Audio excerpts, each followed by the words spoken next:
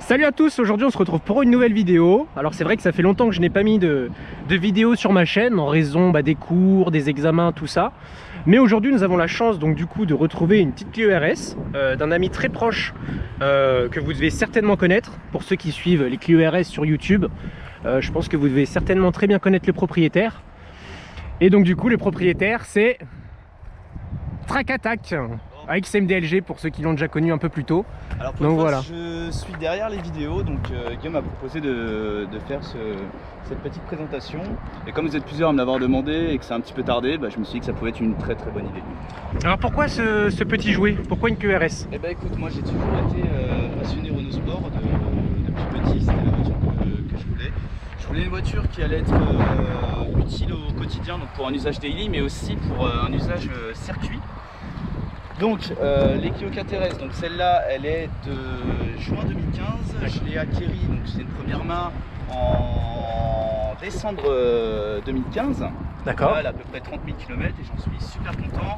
Donc ça c'est une sport, donc sur les Clio 4RS vous avez les sports, les cups et les trophies. Donc les sports et les cups qui font 200 chevaux. D'accord, ah oui on voit que c'est normal parce que t'as pas la ligne. Ouais déjà. Trophy. Ouais, alors concernant la ligne, sur les trophies, ils mettent une ligne à Krakovic que sur les phases 2. Sur les phases 1, ils laissent des lignes comme sur les sports et les cups. D'accord. Du coup, bon, comme on est sur la ligne, là-dessus, il y a un silencieux tube GT Performance. Donc au départ, j'étais parti sur un intertube. Et pour moi, ça faisait pas assez de bruit en fait. Je voulais plus du volume. En fait, avec l'intertube, ce qui était cool, c'est que j'avais beaucoup de pétarades, mais je manquais de volume. Donc, du coup, j'ai remis l'intermédiaire d'origine et puis j'ai mis un silencieux tube GT Performance. Pour avoir un peu plus de bruit, quoi. Ouais, pour avoir surtout du volume en fait. C'est ce qui me manquait. Donc c'est sympa, de toute façon tu connais un petit peu la voiture, on va écouter tout à l'heure. Ouais, bien sûr. Et non, c'est le bon compromis. Bon, la seule chose qui est embêtante avec le silencieux tube, c'est que en décélération, quand on est dans une plage 3000-3500 tours, on a tendance à avoir des bourdonnements.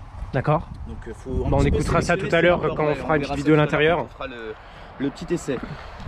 Du coup, le seul regret que j'ai avec cette voiture, c'est que comme je fais de la piste, comme je le disais, j'aurais préféré avoir à minima une cup, une trophy idéalement, mais bon, c'est vrai qu'il y avait quand même, à l'époque quand je l'ai acheté, ça valait 25 000 € sans option. Ouais, et puis il faut le rappeler que tu l'as acheté neuve. Je l'ai acheté neuve, effectivement. Donc, les trophies étaient plus dans les 30-31 000, donc c'était pas le même budget. Bien sûr. Donc du coup, je suis resté sur ce modèle-là. D'accord. Voilà, le seul petit regret, c'est de ne pas avoir une cup, parce que j'aurais aimé avoir le châssis cup. Donc avec les cups, elles sont simplement un petit peu rabaissées. D'accord. Si je ne dis pas de bêtises, il me semble que les cups sont rabaissées par rapport au châssis sport de 5 mm et les trophies de 20 mm. Ok. Bon, juste pour information, elle a quelques petits bobos, mais bon, ça va être solutionné dans les mois à venir. C'est en projet. D'accord. Et donc là, une phase 1, une phase 2, qu'est-ce qui la différencie par exemple? Qu'est-ce qui la différencie? Alors sur les... ça c'est une phase 1, comme je disais, les phases 2, vous avez les optiques avant qui changent. D'accord. Vous avez... Oui, les optiques avant changent. Vous avez le RS Vision, vous savez, avec les... Enfin, je te dis, tu sais, c'est plus simple. Avec le logo Renault Sport en damier. Oui, en damier, c'est très sympa, je suis d'accord. C'est ce qu'on appelle le RS Vision. D'accord. Et puis à l'arrière, ils ont modifié les optiques arrière en fait. Ok. Et sinon, sur le reste, qu'est-ce qui change? Pas grand-chose. Grand-chose, ouais. Les Clio 4RS phase 1 ont tendance à ne pas sortir les chevaux, alors que les phases 2 apparemment sortiraient leurs chevaux, même plus. D'accord. J'ai discuté récemment avec un abonné qui me disait que les phases 2 sortaient souvent 205 chevaux. C'est là pour information. J'enchaîne un petit peu sur les caractéristiques. Oui, parce que tu l'as fait reprog, il n'y a pas si longtemps que ça. Donc celle-là, elle a été reprogrammée chez Digiservice. Et donc gestion éthanol, donc gestion flex, qui me permet de mettre aussi bien du E85, de l'éthanol, que du 95 ou du 98. Bon, pour information, elle a bu que du 98 celle-là. Que du 98, ouais. Et donc, donc je reviens sur ce que je disais, c'est vrai que les Clio 4RS ont la mauvaise réputation de ne pas sortir leurs chevaux. D'accord. On a vu des cas où il y avait des Clio 4RS qui sortaient à peine 180 et quelques chevaux, ce qui est peu parce que sur le papier il y a quand même 200.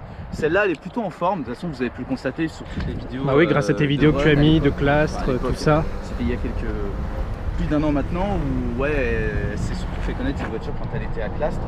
Puis c'est vraiment à partir de ce moment-là aussi que tu t'es lancé vraiment dans la vidéo, les montages. Ça a été un petit peu le tremplin effectivement de YouTube. Une communauté qui aujourd'hui a un petit peu grandi. On est parti il y a un peu plus de 2 ans à un abonné, et puis aujourd'hui on est quasiment 7000 sur la chaîne. C'est bien, félicitations encore à toi, ça fait plaisir qui voient cette vidéo de présentation. C'est bien. Je vois que le logo il est différent. Alors du coup on revient sur l'esthétique. Effectivement, j'ai mis du plastidib. D'accord. Donc tout simplement, bon là il est un petit peu fatigué, il faudrait que je le refasse. À long terme, bon, c'est une voiture que, bon, étant donné que j'ai fait une reprogrammation éthanol, je vais pas la vendre tout de suite, je vais encore la garder pas quelques mois, peut-être quelques années encore. Donc à long terme, peut-être que je mettrai le logo en carbone en fait, directement venir la poser par-dessus, parce que là c'est simplement une peinture qui s'enlève à la main. Donc logo avant, logo arrière. C'est facile à faire ça?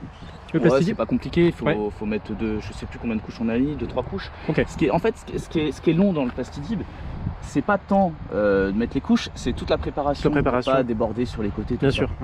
Mais non, c'est relativement simple. Bon, à l'époque, si certains s'en rappellent, j'avais fait les jantes en blanc. Exact. Je t'enverrai des photos. Oui, comme ça, exact. Et ça donnait vraiment un look cup. Ouais, cup, exactement. Surtout la photo que tu avais fait à son service là, où elle était toute propre, la voiture.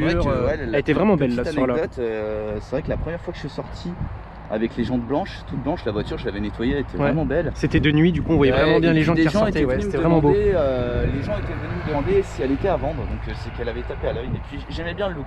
Alors pourquoi j'ai retiré? Parce que ça nécessitait tout simplement trop d'entretien. Donc si demain je décide de repasser sur des jantes en blanc, ça ne sera pas du plastidib. Parce que le plastidib en fait ça a tendance à jaunir. Et puis avec la poussière de frein en plus, ça se colle. Et tu m'avais dit que c'était impossible après à enlever, très compliqué. Et puis si on frotte trop fort à l'éponge, on risque de retirer la couche. Donc, et puis ça avait tendance, comme je disais, à jaunir. Donc, si je repasse en blanc, ça sera une peinture. Ok, bon, bah c'est bien. Et j'ai vu aussi que le logo arrière, du coup, tu avais fait un petit plastidib. Ouais, j'ai fait un petit plastidib. Je me suis dit. Pourquoi tu t'es dit que ça fait un peu plus agressif du coup? Je sais pas, j'aime bien et puis ça rend la voiture un petit peu plus, je vais pas dire exclusive, mais voilà, un peu plus personnalisée. Un petit peu moins ressemblante à ce qui se fait d'origine. Ouais, bien sûr. J'avais beaucoup hésité à passer le Clio également. Ouais. Je me suis dit que j'allais le laisser comme ça, et puis au final, bah. Ça me va, ça me va comme ça. Donc le petit logo d'herbe. Ouais. Parce que toi, je suis comme toi, je suis passionné d'une herbe. Ah bah ça ouais, hein. Puis on y avait été ensemble en plus à cette fois. Ensemble en octobre 2016, effectivement, et puis on avait passé des bons moments. Donc j'avais découvert le circuit en Swift, passager. Exact, avec moi. Hein. Extraordinaire. Et puis pas l'année qui suit, mais en 2018 du coup. On y avait été pour la première fois et puis superbe expérience. Ouais, superbe expérience. Hein. C'est quelque chose hein, quand même. Hein. Le premier tour au volant, c'est quand même différent, je trouve, du premier tour en passager. Le problème en fait, c'est que j'ai pas réussi à prendre beaucoup de plaisir. Ouais, parce que tu étais quand même sur la retenue. Concentré et tu dépends vraiment de l'environnement. Ah bah oui, totalement. Tu as des voitures qui t'auras toujours moins puissant et plus puissant. Ah, et plus puissant, ouais. Et puis des fois, moins puissant peut te doubler aussi. Moins puissant peut te doubler aussi. Hein. Bon, après, c'est un débat sans fin. Hein, ouais, bien sûr. Mais, oui, moins puissant peut te doubler aussi. Bien sûr. Quoi d'autre sur la voiture? Sinon, il y a. Tu veux peut-être qu'on ouvre le capot? Ah, t'as même mis un petit sticker Renault Sport. Ouais, je trouvais ça simple. Bon, désolé, la voiture est pas nickel. Oui, non, mais il n'y a pas de souci. Ouais, effectivement. Donc en fait, c'est un sticker qu'on vient imposer directement sur le feu stop. Ok. Et comme en fait, c'est un. Et du coup, quand tu freines, on voit écrit Renault Sport de nuit. Ouais, bon, bah là, je t'enverrai une photo à la rigueur aussi. Ouais, avec plaisir. Là, on le voit pas trop parce que on est de plein jour. Et puis même si je démarre la voiture, je freine, je pense pas qu'on le voit vraiment. C'est sympa. Et tu peux du coup acheter ça n'importe où. Bah, j'avais acheté ça, je crois, sur FK Création. Ouais. Mais je pense que ça se trouve un petit peu partout. Et puis même, hein, quelqu'un qui touche un petit peu en graphisme. Oui, il peut reproduire ça. Il prend les cotes et puis après, il peut très bien le faire. Hein. C'est pas compliqué. Il suffit juste de le coller. Par contre, il faut bien le coller. S'il y en a qui sont intéressés à le faire, prenez votre temps. Et donc, du coup, tu l'as depuis combien de temps? Tu m'as dit? Du coup, ça fait moins de 4 ans. Moins de 4 ans? Bon, elle est quand même dans un bel état. Hein. Allez, dans pas de coup de porte, bon état général. t'as pas de rayures. Pas de coup de porte, pas de rayures sur le pare-choc arrière, j'en ai quelques-unes. Et j'ai le pare-choc avant qui a pris un petit coup, mais elle va être refaite à neuf. Là, là dans les jours à venir, je commence par changer les pneus et refaire les jantes. Ok, tu passes en quoi là comme pneu? Parce que t'es en quoi là comme pneu? Là, je suis en Yokohama Advan Fleva, c'est du 205-40 R18, donc la monture d'origine. Et là, je passe du coup sur du Michelin PS4, donc pour avoir un bon compromis usage daily et circuit. Bah, surtout que tu avais vu des bons commentaires à propos de ces pneus là. Et puis je veux que ça dure dans le temps, quoi. Je veux être tranquille. Je veux pas tous les 4 matins devoir changer les pneus. Donc anciennement, j'étais sur des Dunlop Sport Max. Et tu les avais pas plus appréciés que ceux-là? Je me souviens qu'au début, tu avais peut-être un peu plus apprécié les anciens que tu avais eu par rapport à ceux-là. Sur la pluie, je trouve que ça tient moins bien. Moins bien, ouais. Par contre, les Dunlop, ceux-là, les Yokohama sur du sec, c'est une tuerie. Sont mieux, ouais. Ah ouais, c'est vraiment une tuerie. Que les Dunlop Sport Max. Ouais, mieux que le Sport Max sur du sec. Hein. Ouais, sur du sec. Sur du sec, ouais. J'ai vraiment une très bonne adhérence. Ou alors, est-ce que ça venait du fait que, parce que ces pneus-là, j'ai roulé que sur le NURB GP. Ouais, avec. Et je sais que là-bas, le revêtement est excellent, quoi. C'est un billard. Ouais, bien sûr. Du coup, c'est peut-être ça aussi qui m'a donné cette impression-là. Je me trompe peut-être. Et t'avais le GP, le sprint ou le grand? Le petit, le sprint. D'accord. Qui est déjà très beau. Hein. qui est déjà très bien. Ouais. Bon bah c'est bien. On se faire la main, la piste est large et puis on se sent bien en sécurité, quoi. C'est le top. Très bien. Bon, maintenant on passe un petit peu à l'intérieur. On peut passer à l'intérieur, effectivement. Ouais. Vas-y, je te laisse l'installer. Bon, alors parle-moi un petit peu de l'intérieur. Alors, qu'est-ce que tu aimes à l'intérieur, qu'est-ce que tu n'aimes pas? Qu'est-ce que j'aime à l'intérieur? Alors, ce que j'aime, bah, c'est qu'on, je trouve qu'on a quand même de la place. Ouais. J'ai pris la décision de prendre une voiture automatique, donc du coup, bah, la Toyota terrestre répondait à mes critères. Ouais. Une boîte très appréciable, agréable. J'aime beaucoup sur piste avoir la possibilité de passer les vitesses au volant. D'accord. Ça c'est vraiment le top. Et ça te dérange pas donc du coup, parce que là je vois que c'est des palettes qui sont fixes. Oui. Ça ne dérange pas quand tu braques ou autre? J'ai l'habitude. Pour passer le rapport? Non, j'ai l'habitude quand je braque le volant, je sais que mes palettes sont à un certain endroit. Parce que du coup, plus tu mets d'angle entre guillemets, et plus va falloir que tu lâches entre guillemets le volant. Oui. Bien entendu, mais après elles sont fixes, mais on a c'est l'habitude quoi. Oui, c'est l'habitude et on a la chance sur la Toyota terrestre qu'elles sont assez grandes. Qui sont assez grandes. Qui sont assez grandes, ouais, effectivement. Sinon, quoi d'autre? Le compteur numérique, j'en suis content. Ouais. Non, mon seul regret, ça va être les plastiques intérieurs. Ouais, plastiques intérieurs, pas de bonne qualité. Si je ne me trompe pas, ça a été corrigé sur les phases 2. D'accord. Et puis c'est un plastique qui se raye aussi beaucoup. Beaucoup, ouais. C'est fragile. Ouais, c'est fragile. C'est fragile. Et au niveau entretien, ça s'entretient bien ou ça vieillit? Bah franchement, moi je suis pas dans le detailing, j'entretiens ça. Non mais ça va, ça a l'air de bien vieillir quand même. Ouais, ça va. Il y a certaines périodes où il y a mieux et il y a pire, hein, comme on dit. Il y a toujours pire de toute façon. Il y a certaines périodes où ça dépend des moments où j'ai des vibrations à l'intérieur. D'accord. De plastique, les des bruits de plastique, qui craquent, donc ça c'est dommage. Bah, je sais que sur la Swift ça me faisait ça aussi avant, ouais, bah tu vois. Mais bon, après c'est qu'un détail, on n'achète pas. Enfin, moi pour ma part, c'est un débat que j'ai eu avec plein d'amis. J'achète pas spécialement une voiture que pour l'intérieur. Ouais. Après, c'est à l'honneur de chacun. Hein. Chacun met l'importance où il veut. Les sièges sont top. Les sièges sont sympas. Donc ils sont en tissu. Voilà, donc il n'y a pas d'option au niveau des sièges. Hein. Alors soit tu les as en tissu comme ça, soit tu les as en cuir. D'accord, en cuir. Et puis je tiens à souligner que les sièges de la Trophy, tu pourras chercher sur internet, mettre une photo. Les sièges de la Trophy des phases 1, pas les phases 2, ils sont tout simplement top. Vraiment super jolis. Ils font penser à des sièges Mercedes AMG. D'accord, ok. Un peu baqué, un peu plus baqué. Un petit peu baqué, et puis c'est au niveau de la forme, tu regarderas. Tu penses qu'au niveau du maintien c'est mieux? Ceux de la Trophy? Ouais. Je pense que ceux-là sont mieux. Ceux-là sont mieux? C'est vrai que les rebords là ils sont pas mal, ils reviennent bien. Hein. On est vraiment bien maintenu dedans et c'est le top. Okay. Et après, moi j'aime pas trop les intérieurs en cuir pour plusieurs raisons. Déjà l'hiver c'est froid, l'été c'est chaud. Ça aurait été mieux l'inverse. Okay. Et c'est vrai que on me l'a déjà dit, juste je termine, quand tu es sur des sièges en cuir et que tu fais de la piste, tu peux avoir tendance à glisser. Oui, exact, c'est vrai. Donc voilà. Donc là c'est mieux au niveau du tissu. Au niveau de la boîte de vitesse, je reviens juste, tu n'as pas précisé si c'était un simple ou un double embrayage. Alors, là, je sais pas.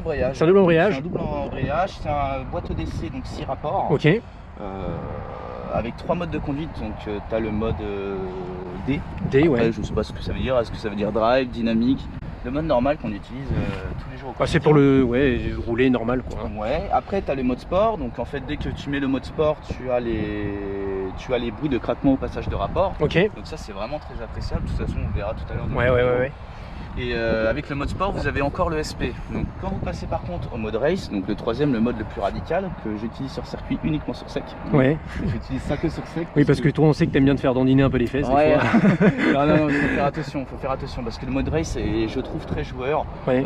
Encore hier j'étais sur du sec et puis je m'amusais un petit peu dans les pneus sont en fin de vie. Ouais. Je fais un petit peu m'amuser avec. Je m'amusais à lui titiller le derrière et c'est vrai qu'en mode race, j'ai encore fait la comparaison. L'arrière est beaucoup plus joueur. Beaucoup plus joueur, voilà, les proprios de Toyota terrestre. Bah c'est sympa du coup de quand même pouvoir sentir une différence juste d'un mode à un autre. On sent vraiment une différence. Sinon quoi d'autre? On a ça c'est bien. Conduite, au niveau. Attends, j'arrive. Donc du coup là voilà le côté passager, donc toujours avec la petite feuille de. Ça c'est une option ou c'est de base? Non, c'est de base. C'est de base. Le son aussi? Le son aussi. Alors moi j'ai rajouté, je sais pas si tu peux le voir. Non, malheureusement non. Bon, c'est pas grave, t'embête pas. Baisse-toi peut-être un peu, je sais pas si tu le vois, il y a un caisson de basse. Ouais, caisson de basse, siège, d'accord. C'est pour avoir tout simplement un petit peu plus de basse. Ok. Le son d'origine est correct. Correct, ouais, c'est le mot. Est correct. Mais je voulais avoir un petit peu plus de basse, donc un son quand même de meilleure qualité parce que je trouvais que ça manquait de basse. Ok. Donc les enceintes d'origine me servent juste pour les aigus et après les basses passent sous le siège. Ok. Donc, sous le siège, pourquoi? Parce que je voulais pas perdre de place et en avoir un dans le coffre. Ouais. Et puis, c'est discret quoi. Ouais, bien sûr. Je sais pas, si je te dis pas, tu peux pas ça va. Bien sûr. Donc, là, je vois que tu as rabattu la banquette alors, arrière, tu pars sur circuit là? C'est rabattu parce que j'ai été chercher mes pneus et je les monte dans quelques jours. D'accord. Je me suis dit, allez, je vais pas remonter, je vais laisser comme ça. Les pneus sont montés à la maison et puis voilà. Et donc, du coup, quand tu roules sur circuit, tu démontes la banquette ou toujours? Toujours. Alors, pour plusieurs raisons. De une, je perds un petit peu de poids. Ouais. J'avais tout pesé sur une balance, il y en a pour à peu près 27 kg. Ouais.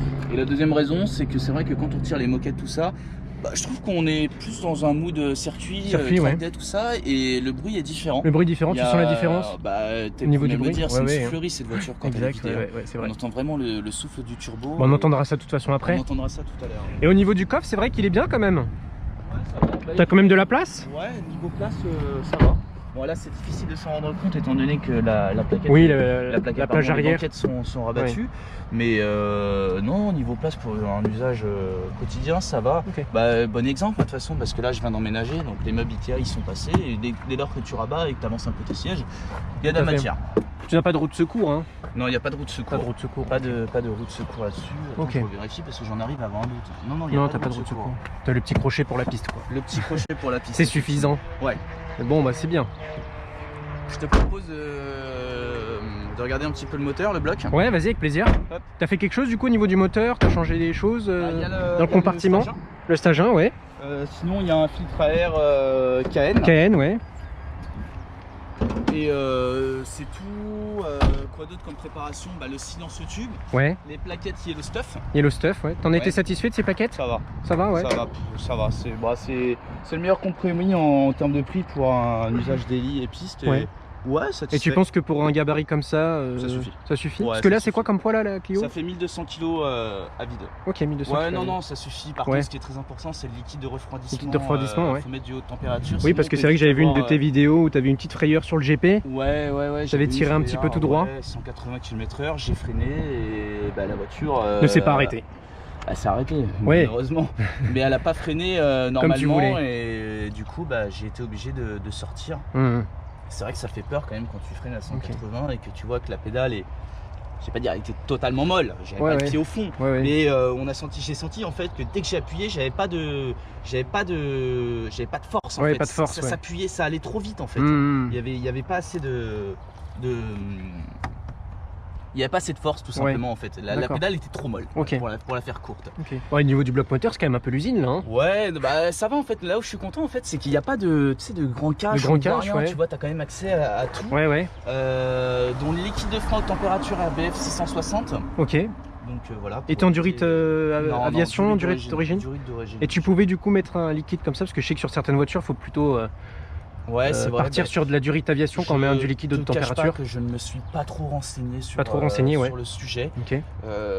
Mes amis autour de moi qui font de la piste en KTRS sont eux en durite aviation. En durite aviation, ouais.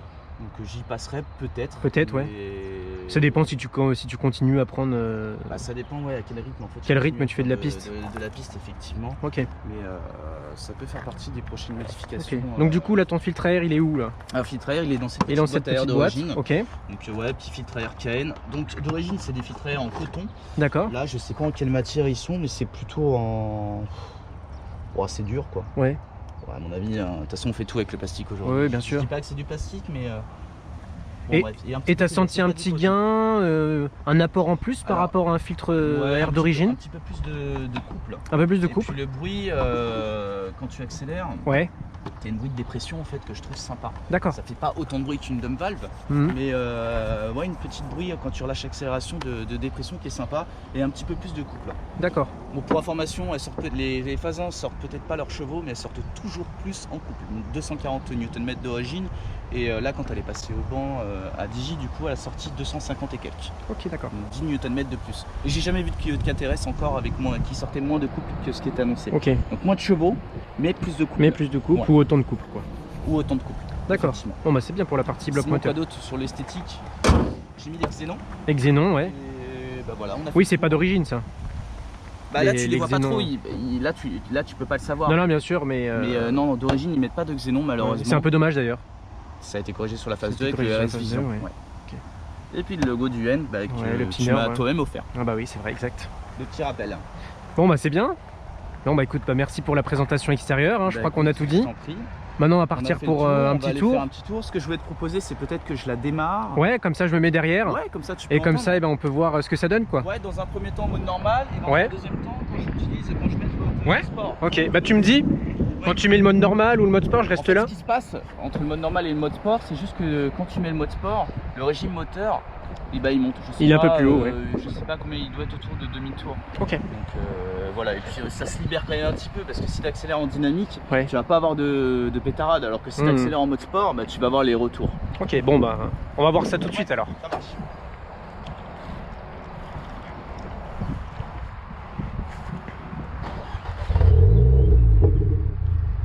Même déjà au démarrage, on sent que ça fait déjà plus de bruit que d'origine. Hein. Ouais, bah oui, bah c'est ce que je disais, en fait, ce que j'expliquais tout à l'heure, c'est que le silence tube apporte vraiment beaucoup plus de volume en fait. Ouais.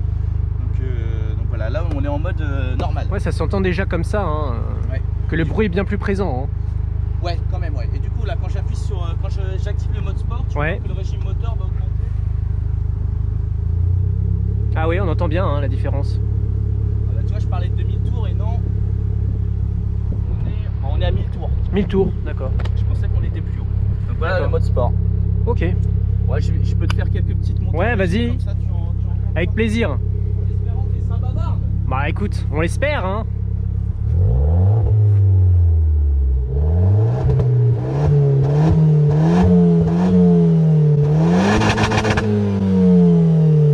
Ouais, sympa. Ouais. Et c'est vrai qu'à la décélération là, on sent que c'est encore plus présent le bruit. Je suis déçu parce que j'aurais pensé qu'elle allait bavarder un petit peu, mais apparemment elle veut pas converser. Mais bon, c'est vrai qu'avec le même d'origine, on a quand même des petites pétarades en décélération et ça c'est vraiment très agréable. De toute façon, on mettra la caméra tout à l'heure sur le pare-choc. Ouais, et on entendra. Et puis on entendra ça, ouais. Donc voilà pour ce qui est du bruit. Bon bah c'est top. On aille faire un petit tour. Allez, c'est parti. Allez, go.